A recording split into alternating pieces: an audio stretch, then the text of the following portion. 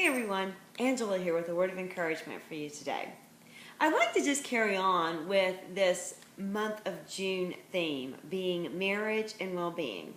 I wanted to share something with you. Do you know what this is? You are right, it's a notebook, but not just any notebook. For me, it is the notebook. See? Yes, Loving Angela notebook. This notebook is very special to me. You see, about 10 years ago, Keith Allen on Valentine's Day had asked me a question. He said, Angela, how do you want me to love you? Well, I didn't know how to respond. No one had ever asked me that before. It was a very unselfish question. But I had been mad at him for a few days, so I just remained silent. And I didn't give him a response. But I did continue to think about that. So the next day, I got up and I got this notebook and I threw it at him and I told him, take notes. You see, the pen is still right here. Well, he did. And I asked him to please remain silent, not say a word, but just write down everything that I say. And he did. And as I look back through this notebook, page after page after page, he was taking notes on how to love me, of all people. Me, his wife. Go figure.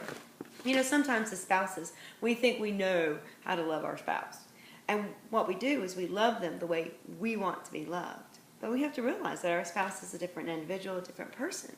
Their needs are different, and they respond to love in a different way. So to be asked, how do you want me to love you, is probably the most selfless thing you could ask your spouse. When I look here, I see that the number one thing I asked Keith to do in order to love me was to put God first and to genuinely love him for no other reason but because he wanted to. Then the second one was to please Angela for no other reason but because it brings delight to her life. You know, sometimes we please someone just because we want something in return.